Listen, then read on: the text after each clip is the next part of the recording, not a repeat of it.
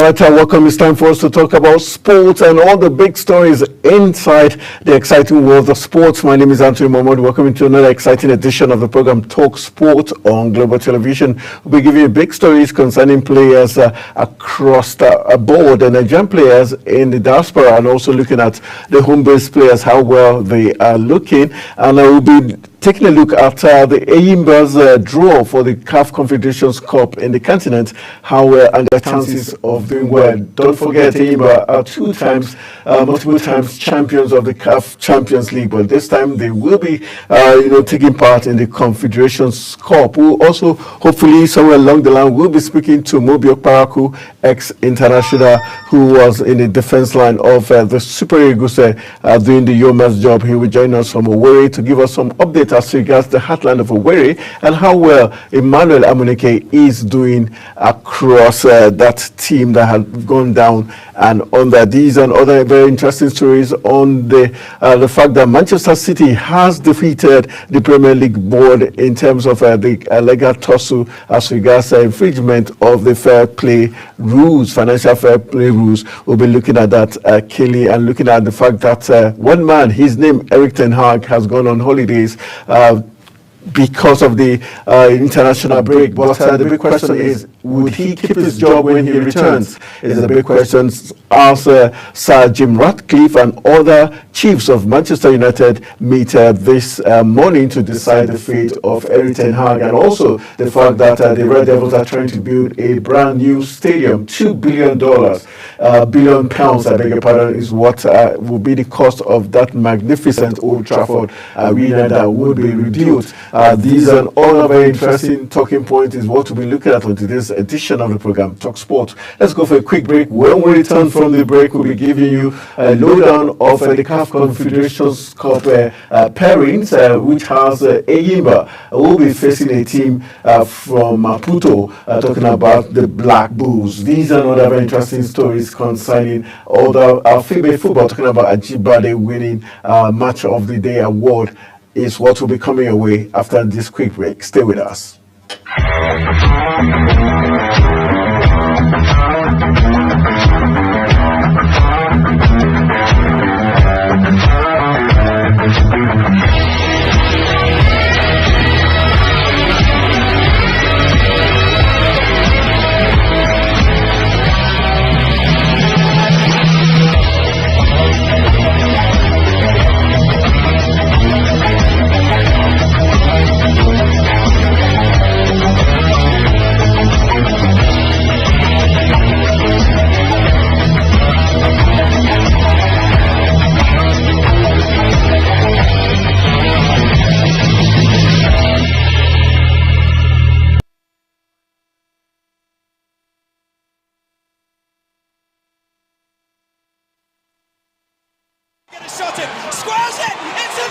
It's time for sports' biggest moments on global television. The headlines, scores, breaking news, and commentaries on sporty events. Talking with the biggest players, strikers, and about the slam dunks and goals, stunning saves, near misses, and upsets. Let's talk about the greatest home runs, comebacks, knockdowns, and victories. Talk Sports with the King of Sports, Anthony Momodu. Weekdays, 10 a.m. Don't miss out.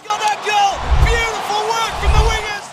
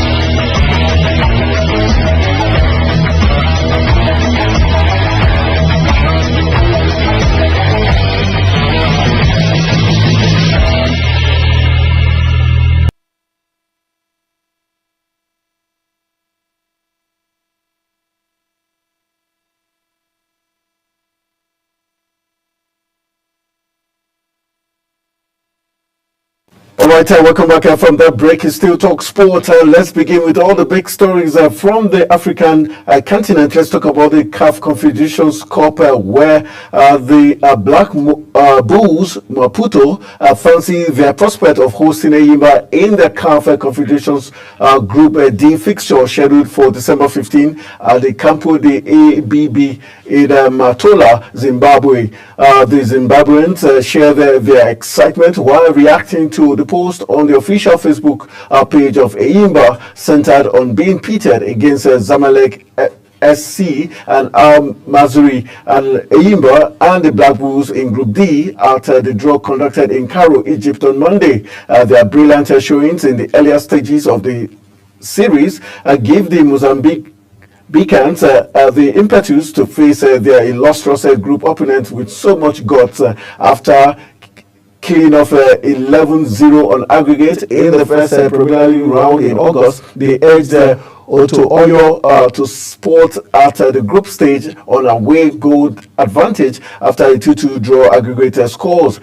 Several former champions, including USM Oja of Algeria, Zamalek of Egypt, and RS Bekini, are involved in the group stage this year as they gear up for the fierce competition. In Group B features the former champions RS Bekini of Morocco, who will look to excel against Mali's Stade Malien and CD Lundal Sul and South Africans debutants in the Stellenbosch.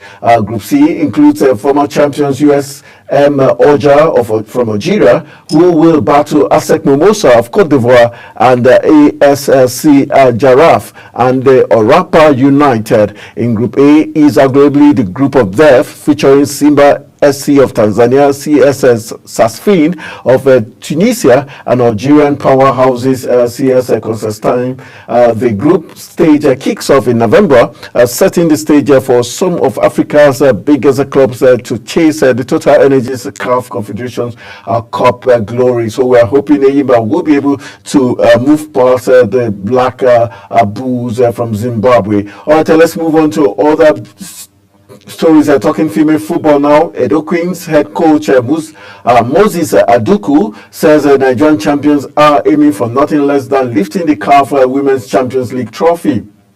The gaffer made the assertion while sharing his thoughts on the team's journey, aspirations, and the growing standard of women's football in Africa during an interview with CAFOnline.com. However, Aduku remains optimistic that the team will aim not only to compete but to make their mark in the prestigious tournament with a fierce determination to lift the trophy.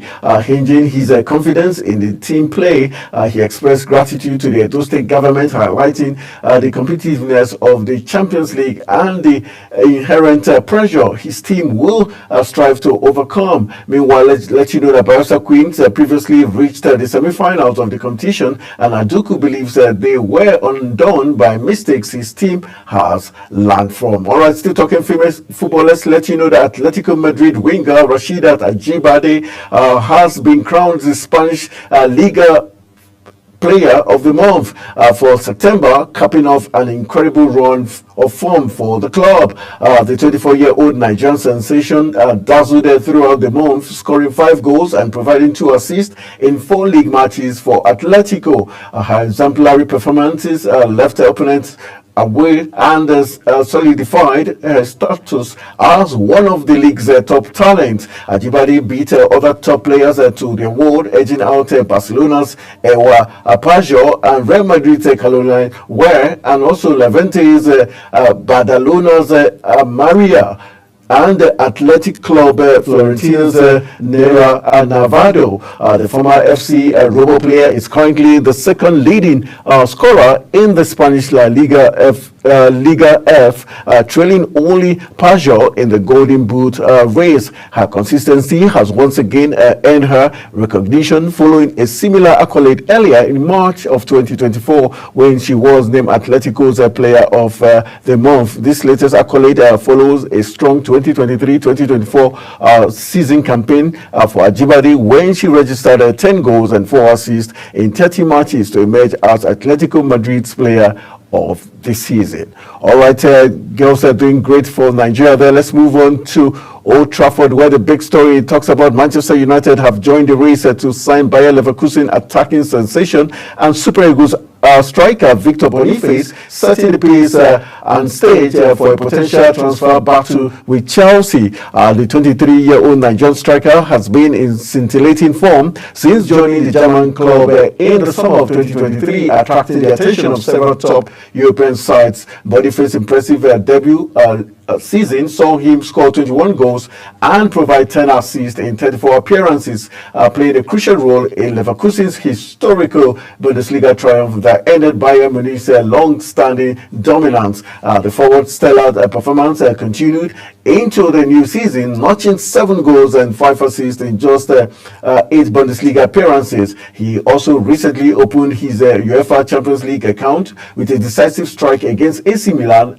and according to Fizz Jazz, both Manchester United and Chelsea are prepared to battle for Boniface's signature, with the striker's potential transfer fee estimated between 60 and 80 million euros. Meanwhile, despite having recently signed the young strikers in Rasmus Højlund and Joshua Zirkzee, Manchester United are still keen on boosting their attacking options. The Red Devils view Boniface as a player who could provide the additional firepower they need up front. Meanwhile, Chelsea, on the other hand, have been in the market for a world-class striker for some time, and the Blues transfer strategy aligns with Boniface's profile as they focus on acquiring the best young talents in world football. And also, just to let you also know that they're also looking at Victor Osimhen with an eye to complete a 40 million euro transfer deal for that player in the general transfer window. All right, let's take one more story before we try to reach out to Owerri, where we'll be talking with one ex-international in the person of Mobilok Baraku, who was the right back for the Super Eagles in his playing days. Let's let you know that Paris Saint-Germain have reignited their interest in Atlanta forward Ademola Lookman as the French giant look to bolster their attack in the general transfer window. The Parisians' attack has struggled to score goals in recent matches, prompting the club to revisit their pursuit of the Nigerian international. Lookman, who is 26, has been in scintillating form since joining Atlanta from RB Leipzig in 2022 for 9.35 million euros plus bonuses, amassing 33 goals and providing 20 assists in 81 matches for the Italian side. Last season, you must remember that Lookman featured in 45 matches for them, winning 17 goals, 10 assists, and his standout moment cannot be forgotten.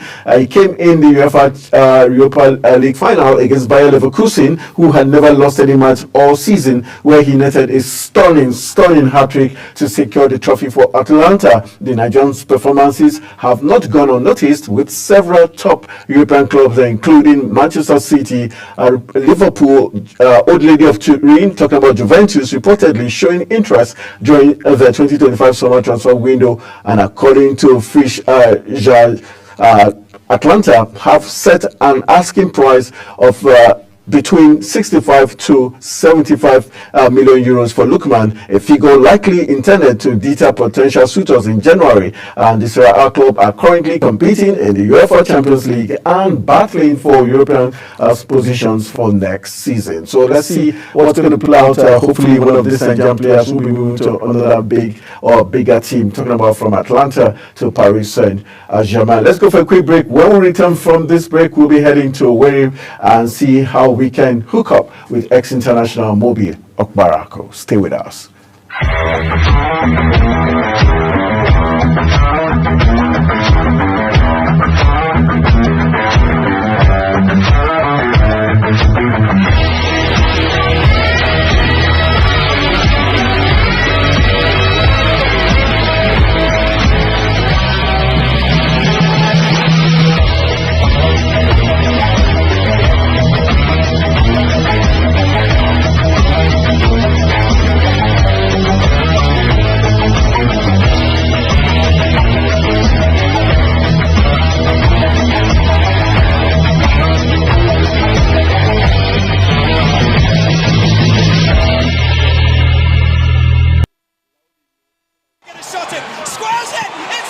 It's time for sports' biggest moments on global television. The headlines, scores, breaking news, and commentaries on sporty events. Talking with the biggest players, strikers, and about the slam dunks and goals, stunning saves, near misses, and upsets. Let's talk about the greatest home runs, comebacks, knockdowns, and victories. Talk Sports with the King of Sports, Anthony Momodu. Weekdays, 10 a.m. Don't miss out. On that goal! Beautiful work from the wingers!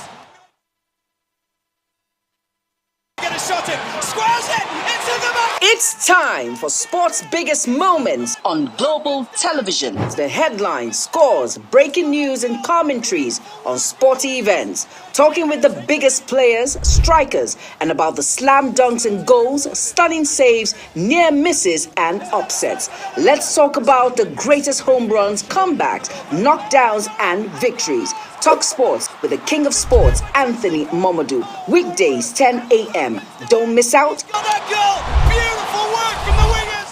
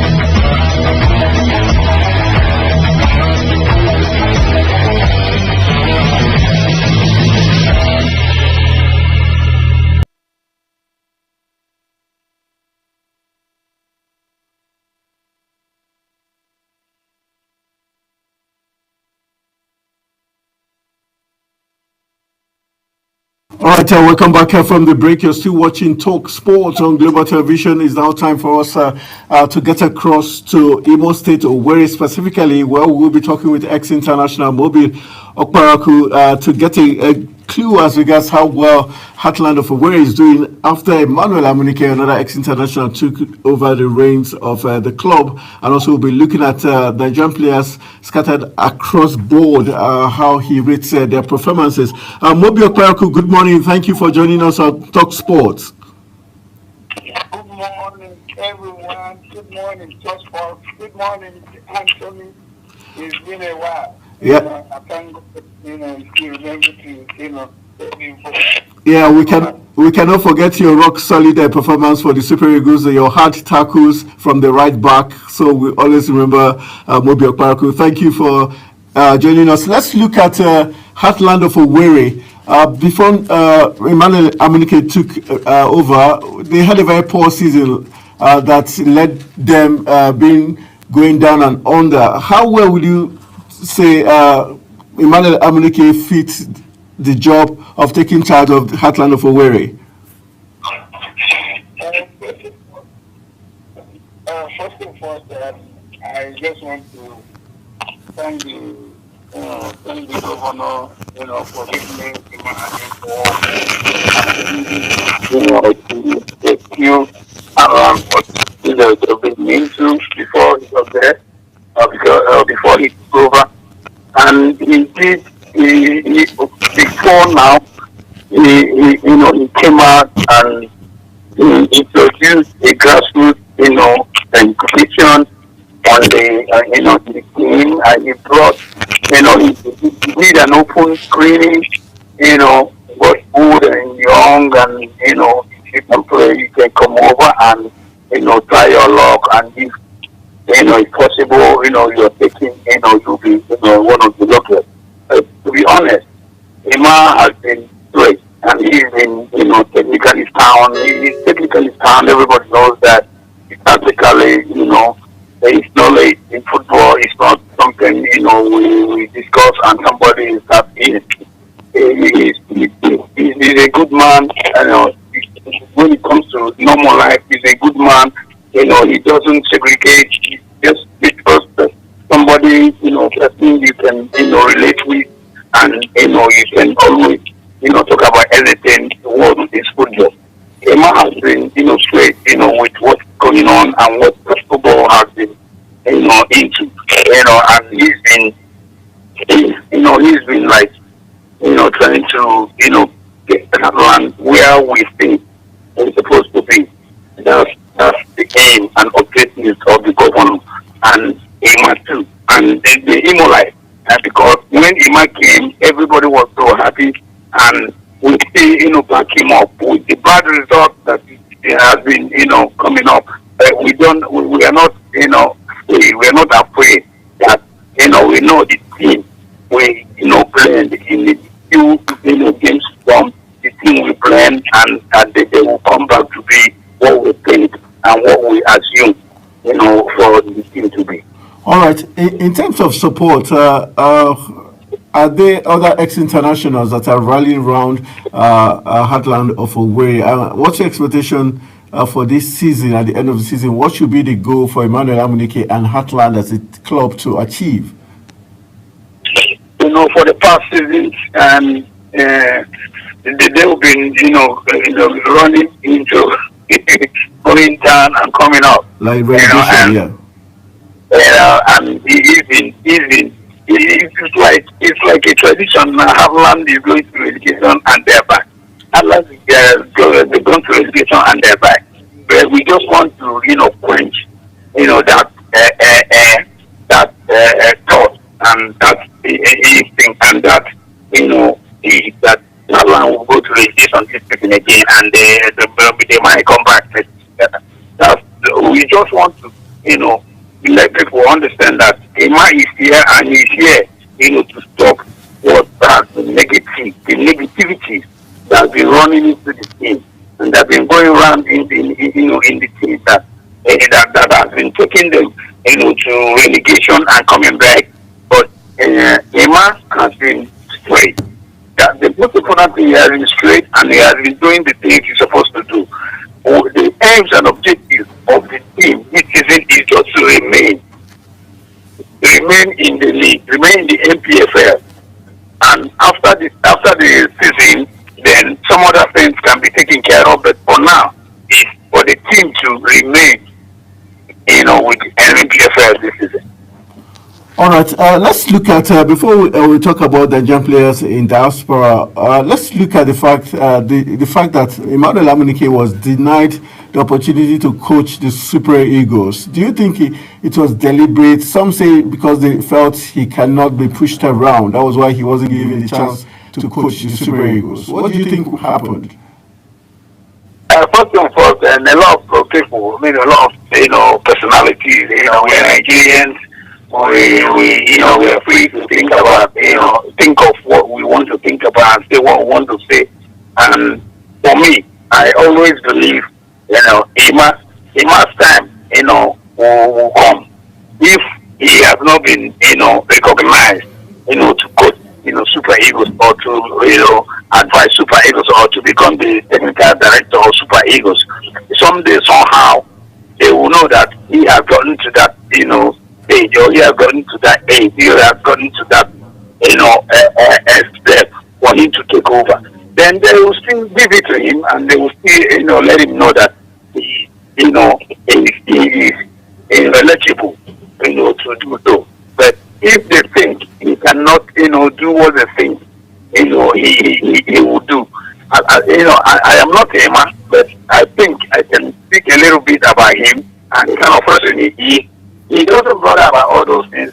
All he bothers is what he is into now. He doesn't talk about something he doesn't know about. He doesn't talk about Super Eagles. He doesn't even talk. We talk every day. We see every day. He don't talk about it because he believes that, sometimes, somehow, if he God's wish, he's going to be there. So it's not about, him not being there, he being there. That's why Super Eagles is doing good or not doing good. But it doesn't matter. For him, he said, if it's God's wish for him to be there, someday, somehow, he's going to be there. So he's not worried. I'm not worried. A lot of people are worried because they think it's a mass time, but, God's time is the best for real. Okay, talking about the current man who is in charge of the Super Eagles, former team member, talking about Austin Eguavoen. Now he's saying he needs two conditions for him to take the job permanently. That's getting full support from the NFF and also getting a long-term contract. And we're facing Libya next. Are you confident with the set of players and the current Super Eagles setup that they would qualify for the African Cup of Nations 2025 and also take us to the World Cup in 2026? First and foremost, to be honest with you, let me start with the player. I think we are enjoying, we are, having one of, after the 90s, after the 90s, I think this crop of players now, they are so talented. They are so talented, and I think they are ready to, to showcase what they have. Because in Europe, in top leagues in Europe, they'll be like top notch. They'll be like one of the fantastic. They'll be like, the Nigerian players have been up there. They're making me feel so proud, because of the kind of energy, they bring into their team. And I'm so happy that we have them, and they are ready to, give what they have been giving to, their team in Europe, to the national team now. The problem is the NFF and whatever, what they're doing with the national team, technical, advisor or technical director or the chief coach, sections, because they've not been straight, they've not been who they're supposed to be. They are the ones, putting things, out of position because of the players are ready to play. They are ready to play for Nigeria. But you see the organization is putting them off balance. because when they think things are going good, the coach will run away. When they think things are going right, the technical advisor will resign. When they think they will not pay this, they will not do this. So the problem is the NFF and the organization, I don't know what they say, but for me, it's the NFF and the Ministry of Sports. They are the ones causing the whole problem. They should let the players out of whatever they're doing. They should go and get some good coaches like Emma and others. Terezo is there, Ebavon. He is there. He is one of the top coaches or advisors or technical man we know. But there is this little thing about coach Ebavon. I noticed. I have to say it because first of all, he's one of the best. I think he's one of the best technical man you can talk about in Nigerian football and coaching section. I don't think he has that luck to drive the team to where we really want the team to be. But he has the technical knowledge, he has the technical know-how, he has technical everything to impart the knowledge to the kids, the players and the luck. Everybody needs luck, to excel on this planet. I don't think there's this luck, for him to excel with the Super Eagles. That is my problem. But if he's technical, he has the knowledge. He's a brilliant man. He's smart. The technical thing, you see the luck. The luck is what I am doubting. I am not telling you that I am not comfortable or confident about him. But the luck, because he has taken Super Eagles like 4 or 5 times on the injury. And he's been like, what is this all about? What is this all about? But he is the technical man because he's always taking over, the Super Eagles when they're scared. So, let's look at, before we let you go, let's just talk about some Nigerian players that are currently in the transfer market. Just this morning, it broke that Manchester United will be gunning, or he is gunning for Victor Boniface of Bayer Leverkusen. Do you think Manchester United will be a good destination for Boniface to head to from German league? Yes, Boniface is okay. Let's talk about Boniface now. Boniface is this strong guy. I like him so much. First of all, I like him so much, and the ability he has in this game. He's this strong guy that can play in any league. He can fit in any league, especially Bundesliga is one of the strongest leagues in Europe, and now he's coming. He has the opportunity to play in the PFL. So I think I'll be so happy to see him with the Man U, and I'll be so happy to know that he is in Man U and he is doing well, because I think he will do well with Man U because he's young player and his technical abilities he's a good player. I'm so happy, in fact, I will be so happy for him to, be with Man U and go, play in the Premier League. I'll be so happy. I hope he takes the decision and, change this nation too. All right, let's look at one more player that's still in transfer market. We're talking about Ademola Lookman, who Paris Saint-Germain, talking about the French champions, are looking at reigniting their interest for the Atlanta Hitman, because since Kylian Mbappe left, they've not been banging in the goals. Do you think Ademola Lookman fits the bill for Paris Saint-Germain? Ademola Lookman is this sexy player that I like him so much. He's so sexy when he has the ball and when he's in the pitch. When you watch him play, you fall in love with him. I'm telling you the truth. I'm just describing him for myself. Okay. These kind of players I love watching. But would you like to face him in your playing days? Is he a player you like to face? Yes. Those the kind of players when you see them, when you meet them as opponents, yeah, you study. They are sexy. They are kind of players They don't have the ball so much, but the time they have the ball, they useless you with the ball. To be honest with you, you have to be careful when you watch him. You watch him when he has the ball. He goes with the ball as if the ball is carrying in his mouth. He goes with the ball like this ball belongs to me, and you cannot take it. That's the kind of football he plays. And he's so scared. He's kind of football. He cannot play. He cannot play. You know, driving me crazy. To be honest with you, the kind of football he plays. So he plays football. Will he fit Paris Saint-Germain? Yes, I hope he moves to Paris, because Paris is a the city too. I think he will be more popular in Paris. I hope, things go well with him, he can move to Paris, to be honest with you.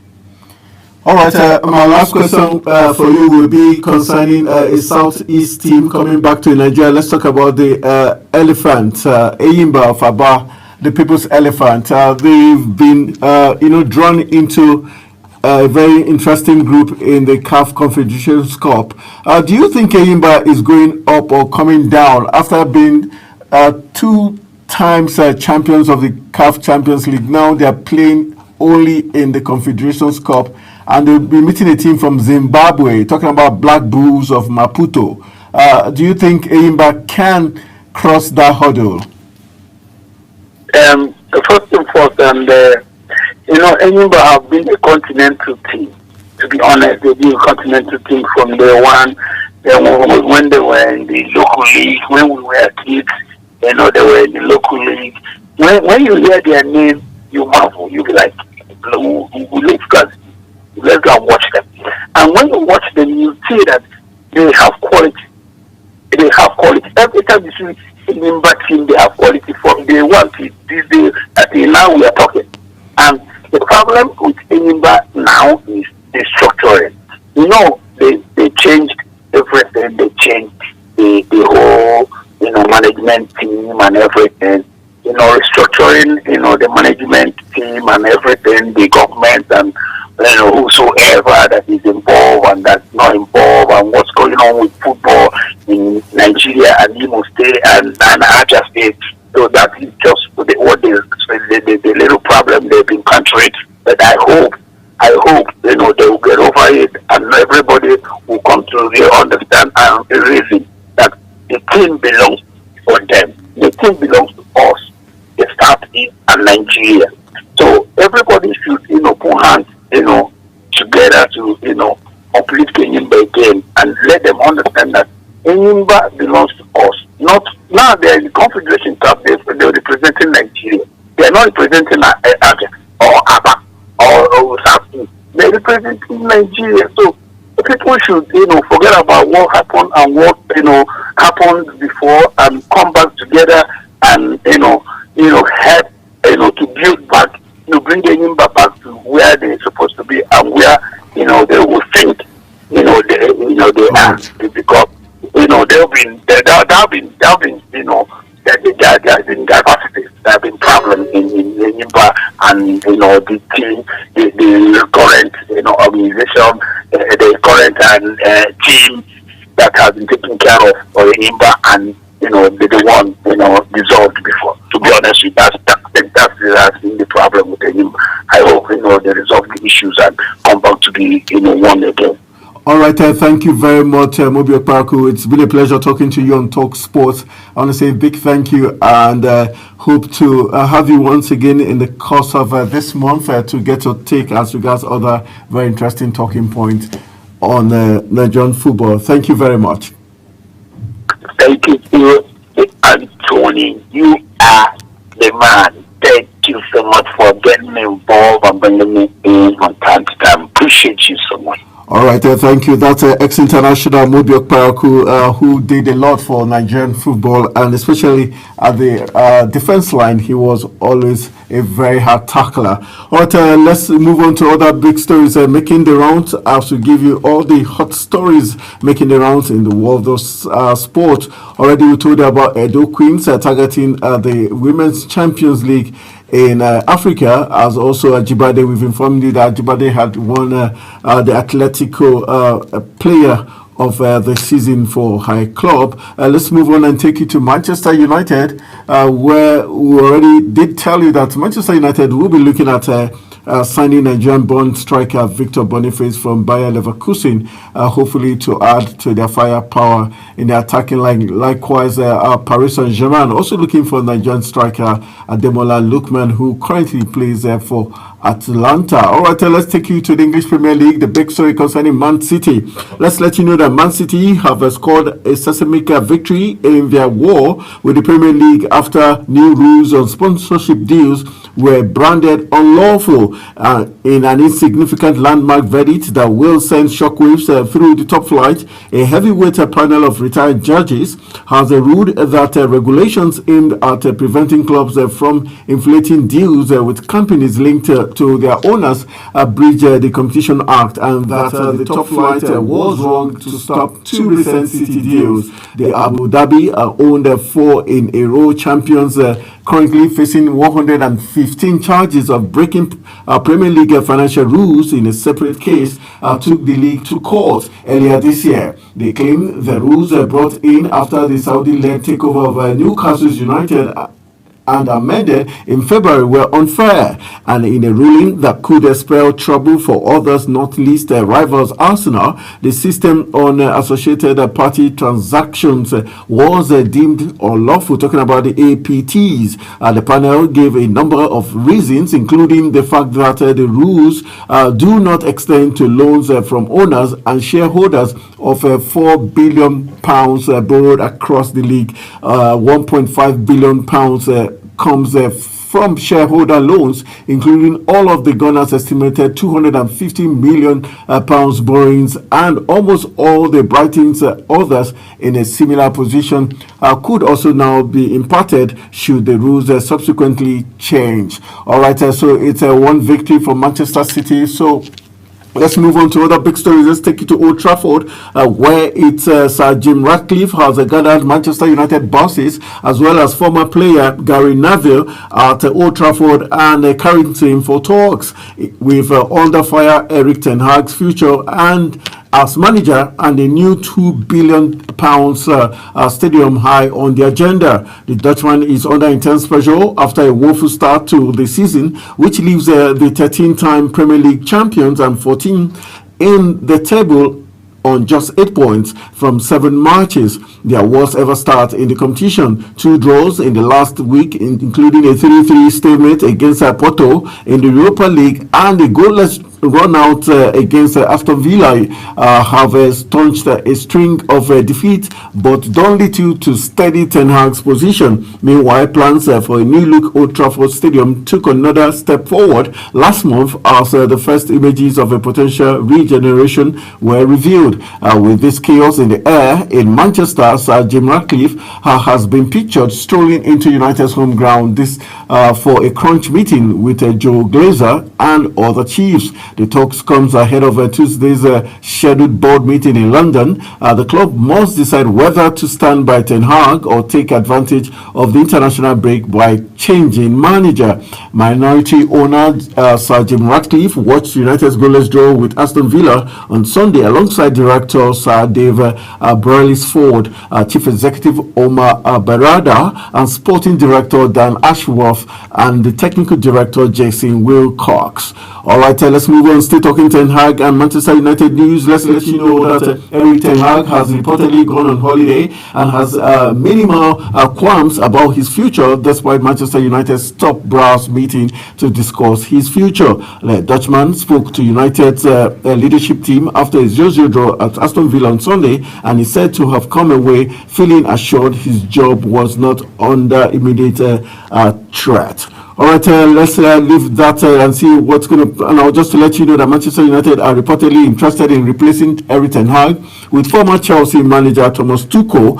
Ten Hag's future at United is in doubt after there was ever start to the Premier League season following a drab 0-0 draw with Aston Villa on Sunday. United senior hierarchy, including part owners Jim Ratcliffe, have a long-standing meeting on Tuesday, and the Dutchman's position could be among the key topics. All right, Thomas Tuchel could be the man taking over Ten Hag's job. That's one of the big stories just hitting us. And just from Stamford Bridge, before we call it a wrap, just to give you some Chelsea news.